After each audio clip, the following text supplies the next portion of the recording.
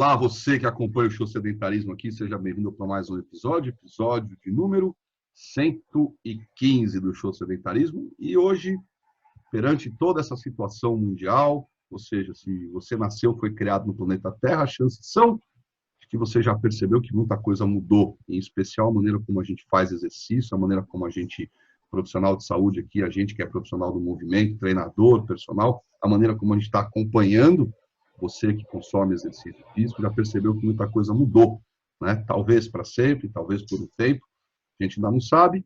Perante essa incerteza, o episódio de hoje tem como objetivo ajudar você que é profissional de educação física e também você que consome o serviço de um profissional de educação física a se adaptar melhor a essa realidade que é o que está acontecendo aqui entre nós e você. Um contato online. O número de profissionais de educação física que estão gratuitamente ou cobrando para isso, oferecendo serviços online, cresceu muito e o número de pessoas, obviamente, também, né? Pessoas que consomem isso também cresceu. Oferta e demanda, regra de mercado, como sempre, caminhando juntos aqui, tá? E eu já há muito tempo me sensibilizo principalmente com os profissionais da minha área que, de vez em quando, num momento de loucura, me pedem alguma ajuda, sugeri aqui para os nossos amigos esse tema. Vamos falar, então, para os profissionais e também para você que é consumidor de um serviço, que tipo de adaptação a gente pode fazer para poder oferecer e também consumir melhor serviços online, tá? Lançada a provocação, lançado o tema, passo a bola aqui primeiro às damas. Andressa, por favor. Você que é personal trainer, já está atendendo online, já atendia antes, o que você pode dizer para ajudar o profissional e também quem consome o serviço de exercício físico online?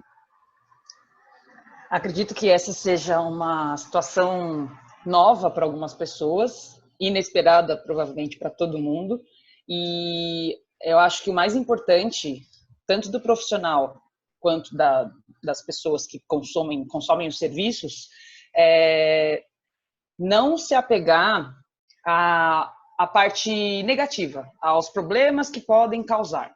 Eu faço parte de um grupo no qual os professores são bem, assim, alguns chegam a ser chatos, todo profissional tem seu mercado, o chato, o esperto, o lento, enfim.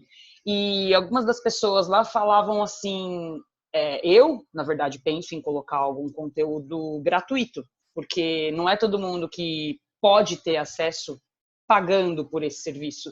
E a saúde é um bem para todo mundo, eu acho. Então, não há mal em fazer isso. E alguns profissionais desse grupo relatam não só o lado negativo de você não saber se a pessoa tem algum tipo de lesão, algum tipo de problema prévio, qualquer coisa que seja limitante a essa prática. E outros diziam, literalmente, de graça, nem injeção, não sei aonde. E, assim, acho que uma pessoa que se forma nessa área, eu pelo menos vejo por mim, me formei e sou apaixonada por isso. Óbvio que é daí que a gente tem o nosso ganha-pão, é com isso que a gente paga as contas e a gente precisa desse retorno. Mas por que não ajudar aqueles que não têm o acesso? O retorno vai vir daqueles que já são nossos clientes, que já conhecem o trabalho, que permanecem, alguns continuam fazendo aula mesmo que distante. Eu estou aqui dando aula de casa, meu aluno lá no Itaim, um outro lá na Suécia e o outro lá em Curitiba. E a que está em São Paulo, outra que está em São Paulo não respondeu, uma outra viajou e assim por diante. Tem gente que não prefere não tentar. Quem tenta é válido e só experimentando para a pessoa saber. Eu não acho que seja um fator limitante se a gente souber como passar a informação e para que pessoas aqueles exercícios, aquelas atividades são direcionadas, são ideais. Então, assim, eu não posso passar uma aula que vá servir para um grupo de uma idade específica, sedentária, e outro para uma outra idade ativa. Não, a gente pode determinar para que tipo de grupo é aquilo e informar, de repente, esse exercício não é recomendado para aqueles que tenham lesão X, por exemplo. Então, acho que as pessoas conseguem colocar bastante limitações, talvez porque seja mais fácil, mas pensar em ajudar o próximo, que é o que todo mundo tem lido também a respeito nessa fase do planeta, de saber como a comunidade se comporta, de saber ajudar e não ser egoísta, como aqueles que foram e limparam as prateleiras do mercado. Acho que esse seria um ponto que nós poderíamos estar colaborando. Então, eu gosto desse ponto de vista e eu acredito que existam maneiras para lidar com ele e direcionar esse tipo de trabalho. Eu já dou aula online há 5 anos, sem nenhum problema. Claro, eu dei aula para ela pessoalmente, eu conheço suas limitações, só que foram acontecendo outras limitações ao longo desse tempo. E a gente já está tendo aula online há muitos anos. Então, assim, ela me fala, o feedback é necessário. Conversa, esse dá, esse não dá, e assim, tudo se remaneja. Eu acredito nessa vertente. Eu já tinha mencionado aqui que não ministrava aula online, que tem a preferência pelo presencial, e até porque quando a gente cumprimenta com aperto de mão, a gente aciona 1.500 terminações nervosas que não acontecem online.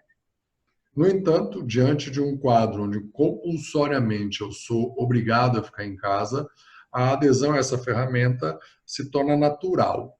Não é o que acontece. Prefiro, e acho que sempre, a despeito de todas as tendências mundiais, da gente ganhar tempo, da gente ganhar, economizar a queima de combustível e todos os outros ganhos que o online oferece, o presencial tem algumas coisas que são insubstituíveis. No entanto, um cuidado que a gente tem que ter é que é muito melhor eu ter uma aula com menos acionamento de 1.500 terminações nervosas de um aperto de mão ou de um abraço, né, de alguém que você gosta, e estar online com alguém que é agradável, do que você se sujeitar presencialmente sob o pretexto de ser melhor e estar com um profissional chato, com um profissional incompreensível, compreensivo, com um profissional que não tem empatia pelo aluno e que é a prescrição do exercício pelo exercício e que desconsidera o desconforto físico ou uma noite mal dormida ou o que quer que seja. Então, estou agora sim fazendo uso das ferramentas online, nenhum problema, mas tenho uma preferência pelo pessoal e ponto. Assim que passar tudo isso, deve ficar alguma coisa online, deve abrir um pouco mais esse leque de atuação, vou deixar, porque estou achando interessante também, mas o presencial ele tem um nível, uma qualidade um pouco diferente. Isso vale para tudo, né? Telemedicina, nutrição, psicologia, enfim. É mais democrático, mais pessoas passam a ter acesso ao seu trabalho. Hoje, eu moro em São Paulo, capital, Zona Sul. Atendo Zona Sul. Com o atendimento online, eu posso atender pessoa de qualquer país do mundo que a gente se comunique nos idiomas que eu sei falar. Ponto. Gostei muito dessa rodada que a gente fez aqui. Primeiro, sim, Andressa pontua claramente a necessidade da comunicação. Você também falou um tanto de competência de comunicação, empatia, alguém que seja compreensivo e também compreensível. É importante, porque se as pessoas não puderem te compreender, a coisa não funciona. Gosto também dessa visão de contraste do online com o presencial, e aqui acredito que, apesar da Andressa talvez ser um pouco mais nova do que eu e o Guilherme, que temos mais ou menos talvez a mesma faixa etária, também é alguém que se educou, se formou, né, está na forma, onde os atendimentos inicialmente seriam sempre todos presenciais, e sabemos com muita clareza a diferença de uma coisa para outra. Tem óbvias vantagens no presencial e óbvias vantagens no online, escala, geografia e tal, e isso tudo está aí. Agora, em termos práticos, para ajudar tanto o profissional como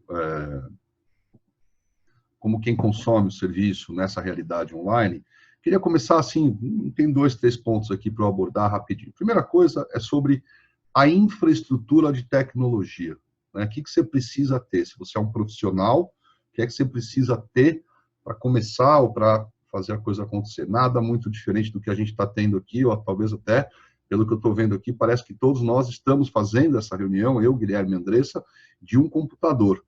Mas essa transmissão online, ela pode acontecer desde que você tenha um computador equipado com câmera e microfone, um telefone celular do tipo smartphone, que também tem câmera e microfone, e, obviamente, você tem acesso a uma internet, que não precisa ser a mais rápida do mundo, mas tem que ser uma banda que suporte pelo menos uma qualidade, mesmo que inferior do que essa de vídeo que a gente tem, e uma qualidade relativamente boa de áudio.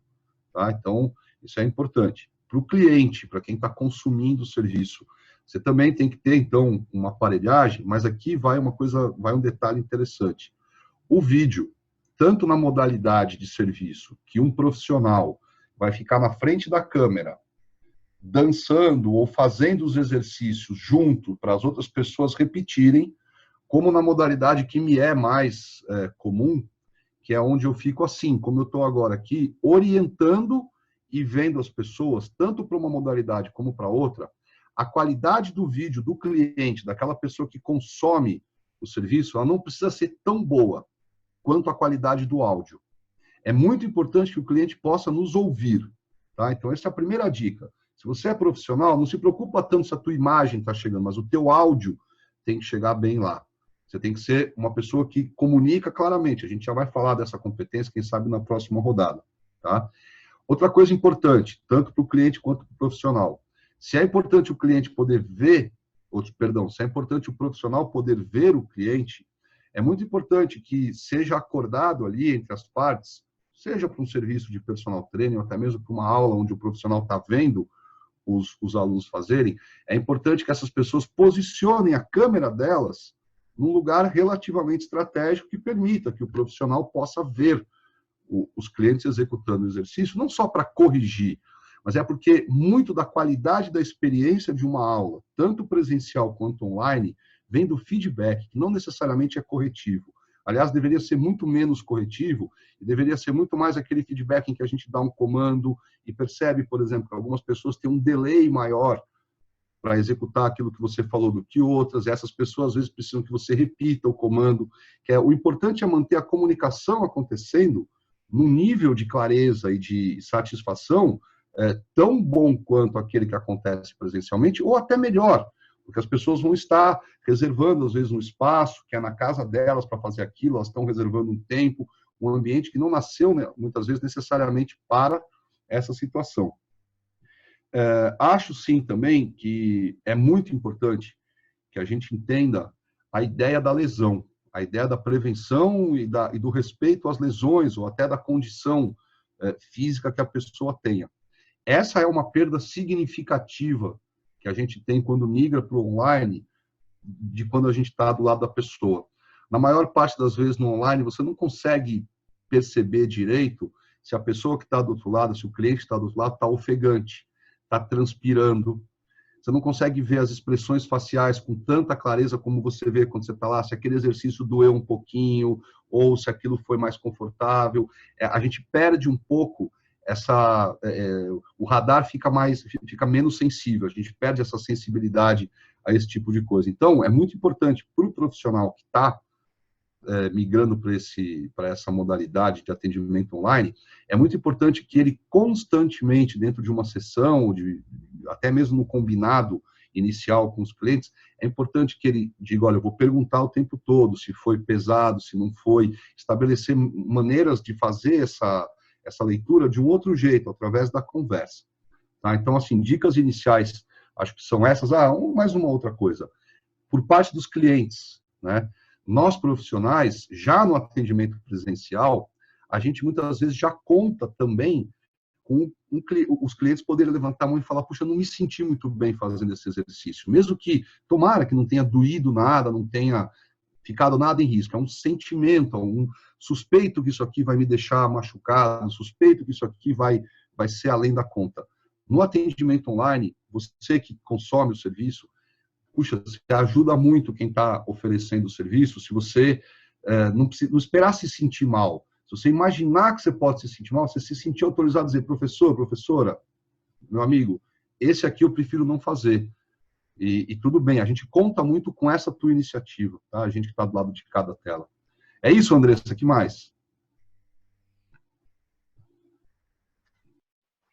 Com certeza. A gente não consegue escutar perfeitamente. Outra coisa que interfere um pouquinho também, tem um aluno meu que iniciou esse processo de online por causa da atual situação, e ele faz com a mulher, então já são duas pessoas executando no mesmo ambiente, então tem a comunicação entre eles, que pode interferir na audição do que eu falo. Enquanto eu posso estar corrigindo, falando alguma coisa, eles vão ter uma interferência lá. E o uso de som. O som que eles colocam no ambiente para fazer uma aula juntos, estão lá curtindo, mas atrapalha bastante a audição deles para o que eu digo. Tanto que eu tenho que repetir 3 vezes, por exemplo, a quantidade de repetições ou detalhes importantes da postura. E aí a esposa pega e fala, quê? Aí olha um para o outro, não entendi. E assim, enquanto que eu faço uma aula com essa de 5 anos já, celular já na posição certa, sempre longe, ela vai lá, se enquadra na tela do celular, ela me vê e eu a vejo na parte grande, e ela está sempre com o som alto, tanto que às vezes a gente tinha que abaixar porque atrapalhava o ambiente, porque ela coloca alto o suficiente para me escutar, e tudo que eu falo, cada palavra, ela escuta. Às vezes a cabeça dela não está boa, ela está distraída com alguma coisa, problema, trabalho, e aí ela dá uma perdida, mas no geral a audição é importante ali, como você disse, da parte de áudio ser boa, também tem a interferência no meio ambiente. Ó, o Gui com o tripézinho do celular ali. Aliás, esse tripé é uma coisa muito boa. E uma coisa que eu recomendaria para quem puder, quem tiver como, é um fone de ouvido, principalmente o sem fio, claro. Você vai executar os exercícios, um fone que você coloque lá e consiga ouvir perfeitamente. Não vai ter influência do ambiente externo e você pode se movimentar e não vai te atrapalhar, não vai prender os movimentos. A gente teve alguns problemas por todos esses anos treinando em algumas academias de hotéis, porque ela viaja o tempo todo, e às vezes ia lá, nos Estados Unidos principalmente, o povo pode ter o tempo lindo lá fora, eles vão lá e correm na esteira. E aí eles estavam na esteira correndo e a esteira pó, pó, pó, pó, pó. Não tinha condição. Então, assim, já sabia, ela pegava o telefone, colocava no ouvido e eu explicava esse exercício. Aí ela, tá bom, deixava o telefone, ia lá, fazia. E aí eu fazia assim ou assim se tivesse errado alguma coisa, para poder a gente conseguir fazer a aula andar. Então, assim, tinham contratempos, mas tudo a gente se adapta, a gente vai aprendendo. Mas a parte de áudio é bem importante, a gente ter o foco mesmo. E um fone de ouvido sem fio encaixa-se perfeitamente para essa situação. Eu estava aqui buscando os itens que eu considero essencial. O investimento, já que na maioria das vezes você vai economizar a mensalidade da academia, um tripé com suporte para o celular que custa a partir de R$10 na internet, acabei de consultar aqui com frete, e para memorizar também, uma coisa que eu gosto de recomendar é caneta para quadro branco. Por quê? Você fala para a pessoa e pede para ela escrever no vidro ou no espelho perto quando tem. Porque aí ela olha e lembra, ajuda a memorizar. E o fone de ouvido, você já falou, preferencialmente por Bluetooth, que também não é nada muito caro hoje. Com menos de uma mensalidade de uma academia barata, você compra esses dois. E com a mensalidade mais a anuidade das academias mais baratas, você compra tudo, o kit completo para treinar em casa e ser muito bem acompanhado. Queria só acrescentar uma coisa rápida aqui, prática, que é, além do desconforto, que a minha sensação é que o cliente ele fica mais empoderado à distância de falar não gostei disso, às vezes presencialmente ele vai, né, mas quando ele está em casa, a pessoa não está perto, ele fala gostei desse não. Uma coisa que é muito importante, o Ivan falou de lesão, se você não tiver plena segurança que você vai conseguir executar, não faça. Porque se você estiver sozinho e você se machucar, você não consegue ir nem para o pronto-socorro. Então, é responsabilidade do profissional fazer exercícios que sejam seguros para o cliente fazer sozinho e que, para o cliente fazer desacompanhado, principalmente se não tiver ninguém na casa, ele tenha completa confiança e vá aumentando gradativamente o nível de dificuldade. Exemplo bem concreto. Lavei a varanda do prédio aqui, do prédio, no meu apartamento, desculpa. Eu fui fazer um treino com fita suspensa. Eu não sequei tão legal, porque estava sol, tá, tem uns 5 dias isso, já nesse período de isolamento. Eu não consegui fazer direito, porque estava úmido, mas eu estava descalço. Então, eu diminuí a intensidade, a inclinação do meu corpo e aumentei repetições. Tem estratégia para fazer isso e é responsabilidade do profissional, ele é corresponsável se acontecer alguma coisa, sim, mas é dever do cliente se poupar e se prevenir. Puta, que bom que você tocou nesse assunto, porque esse aí é também super importante nessa modalidade. Deus me livre se acontece alguma coisa com, né, você assistindo daqui, o cliente lá, e não por negligência, não por nada, mas um acidente, e não há ninguém lá na casa do cliente, o profissional tem que ter telefone de emergência, o profissional que está atendendo tem que saber quem da família do cliente liga, né, e tomar as providências para que isso aconteça, aproximando o máximo possível daquilo que aconteceria numa situação de novo. A gente não deseja, não, né? Mas pode acontecer, dado que o volume, a quantidade de pessoas que estão consumindo e oferecendo esse serviço passou a crescer e vai crescer ainda, até mesmo depois que coronavírus passar. Parece que a gente não pode falar essa palavra, né? Depois que o coronavírus for embora, depois que a gente dominar, parece que isso ainda vai crescer por um bom tempo. A Andressa falou um negócio interessante, é que ela falou, olha, é diferente para um, para outro, tem gente que eu falo e eu tenho que repetir mais vezes, né? Nesse sentido profissional, você que está aí dando aula online, migrando para essa situação, é muito importante que você coloque mais pausas no seu treino, na sua sessão, seja ela um para um ou você para mais, vai, né? A possibilidade de escalar o teu serviço é uma coisa que essas ferramentas online permitem. É importante que você coloque mais pausas, né? Que você não pense num circuito que são 12 exercícios que você vai emendar um atrás do outro, e as pessoas têm que sair de um e para o outro, tem que poder fazer isso com um pouco mais de espaço, justamente para acomodar dificuldades de áudio, como a Andressa falou. Não é raro. Se nós abrirmos aqui, eu, Guilherme e Andressa, nós abrirmos o nosso microfone, os três ao mesmo tempo, e tentarmos falar juntos ao mesmo tempo, muito do padrão online é que um de nós vai prevalecer e os outros dois, não é que a gente vai ouvir baixinho. O mundo digital cancela, a informação não sai. Quer dizer, a Andressa vai falar, eu vou falar, mas a voz que vai prevalecer é a do Guilherme, que provavelmente é a mais grossa de todos nós aqui. Então é importante falar mais devagar, é importante investir tempo para desenhar uma sessão, um conjunto de sessões, um programa de treinamento que contemple as pausas, e essas pausas não são necessariamente pausas para fazer nada. Pausa para tomar uma água. É um momento super bacana quando você está orientando uma família, pausa para um momento de interação, mesmo que a família desse seu cliente não esteja participando com ele da sessão de treino. Né? Um momento que você fala, vai buscar seu filho lá, deixa eu falar um minuto com ele, enquanto você toma uma água. Para justamente criar uma adaptação para um sistema novo aqui. Eu volto a insistir numa coisa, né? Vamos falar do espaço físico, da estrutura física. Você, profissional de educação física, já aconteceu assim, meia dúzia comigo. Profissionais que confiam, né, assim, num rompante de loucura, num rompante de irresponsabilidade, confiam na minha orientação. Vieram me perguntar, Ivan, como é que faz? Eu preciso montar na minha casa, então, um estúdio para eu dar aula com a câmera. Eu falo, não. Claro, se você é um profissional, por exemplo, que vai dar aula de dança, ou você vai dar aula online de alguma modalidade coreografada, muito provavelmente você vai precisar de um espaço onde você possa se movimentar, onde a captação de vídeo dos seus movimentos seja uma captação relativamente clara, precisa, tá? E ainda assim, eu vou te deixar uma provocação aqui, você que é profissional.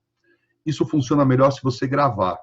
e disponibilizar o conteúdo gravado, que assim você não precisa se preocupar em fazer atividade e ainda interagir com as pessoas, que eu vou confessar, né? Dentro da área das academias, dentro da área do que eu trabalhei já no exercício físico como professor, instrutor, essa é uma dificuldade que eu sempre tive, ser o cara que está dando uma aula de step e prestar muita atenção também na comunicação, mas na minha execução. Tá? Isso é um talento. Muitos de nós, profissionais de educação física, têm muito talento para isso e fazem isso num nível de excelência. Tá? Se é o seu caso profissional, aí talvez você tenha que investir sim num espaço, principalmente na iluminação. A câmera nem precisa ser de altíssima definição, mas você precisa estar bem iluminado e o teu som, a tua instrução tem que chegar para o cliente. Você vai ter que resolver, principalmente se a tua aula depende de música, você vai ter que resolver como é que essa música chega para o cliente também, para que a qualidade técnica daquela aula funcione. Agora, essa é a modalidade que eu menos atuo. Eu atuo muito com uma outra modalidade na qual você não precisa de um estúdio, que é, de novo, aqui, como a gente está fazendo. E para o cliente, para você que consome o serviço, quanto de espaço você precisa e quanto de material você precisa? Eu posso dizer com tranquilidade que se você tiver um espaço de 2 metros quadrados, ou seja, 2 por 2, que muitos de nós aqui, muitos, né, conseguem arrumar isso empurrando uma mesa um pouco mais para lá, tirando uma mesinha de centro, um espaço de 2 por 2, que não escorregue o chão, relativamente bem ventilado, bem iluminado. Se você tiver uma toalha para substituir um colchonete, uma cadeira que possa fazer às vezes de um banco na academia, e você tiver um profissional relativamente bem preparado, esse profissional vai conseguir, num encontro online com você, talvez passando por um período de adaptação a essa restrição de material e de espaço, mas esse profissional vai conseguir sim te orientar e estimular o sistema cardiorrespiratório, o sistema neuromuscular, nas competências de força, potência, velocidade, resistência muscular, claro, as competências físicas de flexibilidade e as competências funcionais. Na terceira rodada eu vou falar um pouco do envolvimento da mente com o corpo. Gostei da ideia do fone sem fio, né? E aí fica um desafio também. Um professor, um palestrante que usa muito o recurso de audiovisual, PowerPoint e tudo aquilo que pode ser projetado, os vídeos e etc. Um bom palestrante é aquele que, mesmo quando esses recursos falham, ele consegue fazer a palestra, dar a aula dele, sem depender de nada, à luz de vela. Então fica um desafio para o profissional aqui. Imagine que você vai ter que orientar o seu cliente sem que ele te veja, só através da sua voz. Se você conseguir fazer isso, você com certeza vai conseguir, usando a câmera, fazer com que a experiência se aproxime muito, talvez tenha até mais benefícios fazendo online do que presencialmente, sem diminuir os benefícios do presencial. O que mais, dona Andressa? Vamos para uma rodada final aqui, nós três? Eu, como disse o Gui, também prefiro presencial, mas na possibilidade de proporcionar o bem-estar, aquele prazer do pós-exercício para qualquer pessoa em qualquer parte do mundo, eu estou totalmente adaptada online, gosto e fico feliz de poder, por exemplo, estar ajudando essa minha aluna já todos esses anos a se sentir melhor, a tratar e cuidar e evitar de ter aquela dor que ela sempre teve na parte, né, região lombar, o trabalho dela todo estressante lá, esse pessoal que mexe com dinheiro, né, tem um estresse grande assim para lidar, e ela vê-la sabe aquela leveza? A gente começa a identificar de outras formas, já que a gente não está lá no pessoalmente, como você disse, de identificar se foi difícil, pela careta, pela respiração, por detalhes que a gente, conforme vai trabalhando, vai conseguindo perceber com mais facilidade.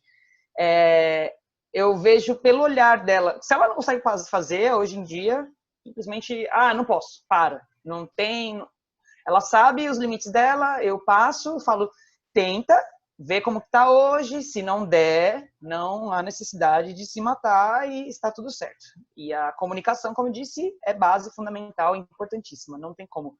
Mas o olhar do pós-aula, assim, daquela leveza, aquela que começava assim, aquele estresse, e aí depois já está com outro semblante naquela uma horinha que você ficou junto lá, mesmo que a distância já paga assim, dá um prazer assim que a gente como profissional que procura melhoria de qualidade de vida das pessoas eu gosto bastante. Então não podemos colocar essas coisas como empecilho. Eu acho que fazer é o mais importante, utilizemos os meios disponíveis a nós.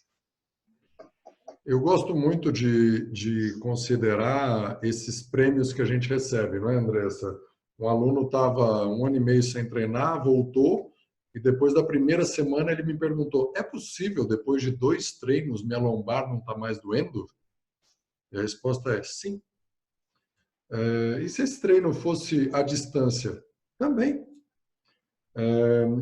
O profissional e o aluno precisam lembrar, nesses casos de retreinamento, né, onde a pessoa já foi atleta um dia e está voltando, que ela está voltando. Então, a segurança é fundamental. Eu vou bater forte em cima desse assunto agora por uma questão simples. Todo profissional de educação física que fez uma graduação, ele legalmente ele é um socorrista. Ele tem a matéria de socorro de urgência, ele é obrigado e responsável por prestar socorro em caso de alguma necessidade. E vou ligar mais uma vez com o que o Ivan disse, que foi de intensidade e intervalo. A atividade física, o Ivan já falou mais de uma vez, nos tira do steady state, do estado de equilíbrio. Então, a chance de acontecer algum problema aumenta. Acidente vascular cerebral, qualquer outro acidente vascular, enfim, qualquer natureza. Por isso é importante que, principalmente se a pessoa estiver sozinha em casa, que esteja segura. Porque o efeito o benefício do treinamento não pode ser menor do que o risco de alguma lesão acontecer. Então, para ficar forte, o benefício do treinamento tem que ser desproporcionalmente maior do que o risco de alguma coisa ruim acontecer. Existe, mas o pior risco que existe é o sedentarismo. Acredite, mata muito mais do que o coronavírus, vai matar nos próximos 20 anos. Isso é verdade, isso é verdade. Então, de novo, pensando em espaço e material, cuidado com o tapete, cuidado com o chão molhado. Profissionais, principalmente se você foi daquele tipo que quando chegou o treinamento funcional, você adorava botar o teu cliente para fazer circo, ficar em pé em cima de uma bola, sabe? Vamos com calma, tá? O cara está em casa, você não está perto, você não está podendo ajudar ele a levantar. Situações de impacto, né, devem ser minimizadas. Então, tem cliente que precisa treinar equilíbrio, às vezes está no momento de performance ou de reabilitação, precisa treinar em superfície de instabilidade, ou precisa treinar com algum grau de instabilidade. Como o Guilherme falou, reduz o risco. Impacto. O que é impacto? Principalmente quando a gente pensa num espaço de 2 metros quadrados, um espaço super reduzido, o que é que nós profissionais mandamos a moçada fazer? Pular, pular, pular. Pensa, saiu do chão, voltou, impacto. Tá? Não só para não causar um acidente ali na hora, mas para que aquilo possa ter uma longevidade maior. Pensa, só pensando assim, a corrida, que é uma atividade que, na verdade, nada mais é do que uma sequência de pequenos saltos, né? A quantidade de impacto, para quem corre com uma técnica razoável, a cada passada chega 3 vezes o peso corporal. Para quem corre com uma técnica um pouco mais verticalizada, sabe aquele cara que corre mais para cima do que para frente? O impacto pode chegar a 5 a 6 vezes o peso corporal, pela oscilação vertical e pela maneira como essa passada acontece. Então, o profissional, pontos a serem observados, não é proibido, mas reduz o risco, instabilidade, impacto, mudança brusca de direção. Seja você a pessoa que olha pelo que você puder ver na câmera, peça sempre para o cliente olhar um pouco para um lado, um pouco para o outro com a câmera, mexer a câmera, para você ver o que mais tem em volta do ambiente. Muitos desses clientes estão consumindo o teu serviço na sala da casa deles, estão consumindo o teu serviço num quarto, e aí o quarto tem copo, tem enfeite, tem mesa, tem cadeira, cuidado com os cantos vivos, tá? Isso é uma coisa super importante. Que mais em termos de estrutura e material? Olha, eu gosto muito de trabalhar com bola, e eu vou dar algumas dicas rapidinhas aqui, sem me aprofundar muito, até porque isso aí faz parte de um treinamento que eu dou há muitos anos, de integração mente-corpo. Mas tudo aquilo que puder ser substituído pelo que as pessoas têm em casa. Então, eu falei da cadeira, falei de uma toalha, né? A cadeira substituindo o banco, uma toalha substituindo o colchonete, alguma coisa que a pessoa possa deitar em cima, eventualmente se ajoelhar em cima. Eu uso muito bola, e isso aqui, ó, um travesseirinho, uma almofada que muita gente tem em casa, pode fazer às vezes de uma bola.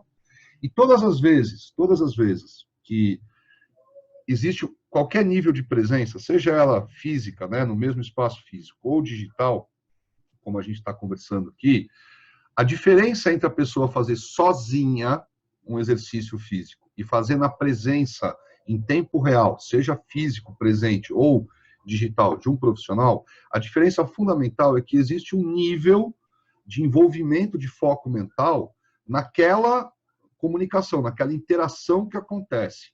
Então, de novo, precisa desenvolver uma série de competências de comunicação, mas um jeito bacana das pessoas se engajarem melhor e dessa experiência ser muito, muito legal, tanto para você que é cliente, mas principalmente para você que é profissional, é você construir movimentos onde a pessoa possa interagir ativamente com objetos.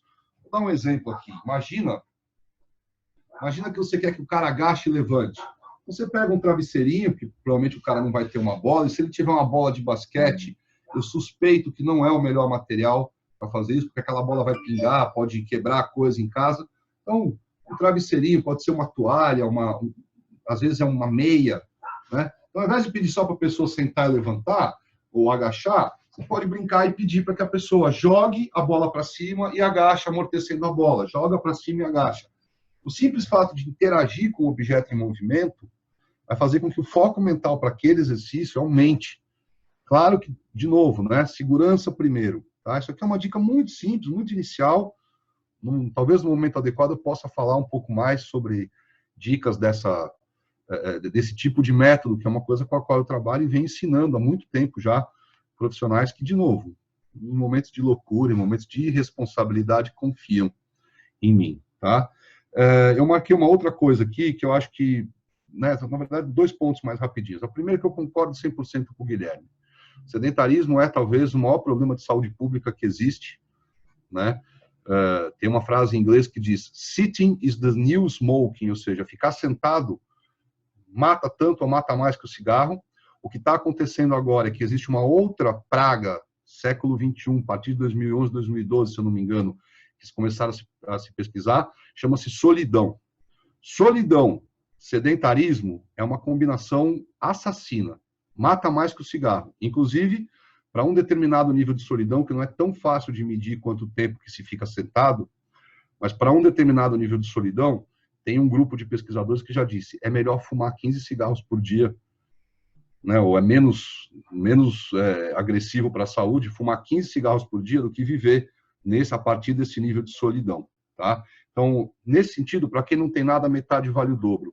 É melhor fazer 5 minutinhos de exercício. Se a tua sessão é de 1 hora, personal, se a tua sessão é de 1 hora, é preferível que o teu cliente faça 5 minutos de exercício e converse 55 minutos com você, do que ele não faça nada. Para você que é cliente, para você que é consumidor do serviço, vale a mesma coisa.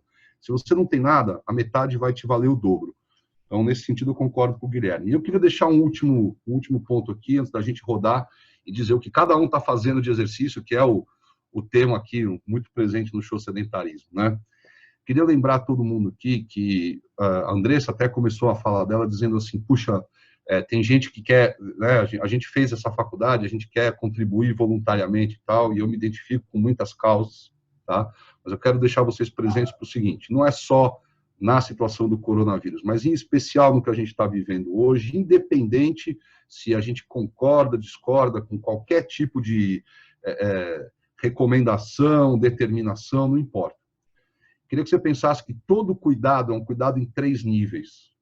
O primeiro nível de cuidado que você tem que ter é com você mesmo, com você mesmo. Então aqui, independente das dicas de você se higienizar, ter contato, não ter contato, você precisa cuidar de você. Se você não cuidar de você, você não vai poder ir para o segundo nível, que é cuidar dos seus amores, seus familiares, seus clientes, seus amigos, cuidar dos seus. Você só vai poder cuidar bem dos seus Se você tiver já no momento bem cuidado, se você cuidar bem de você, tá? E assim, imediatamente, quem tem essa vocação, né, todo profissional de educação física deveria, pelo menos na essência, ser também alguém que tem um vetor interno muito forte de cuidado, ser um cuidador. A gente trabalha com gente, não com coisa, né?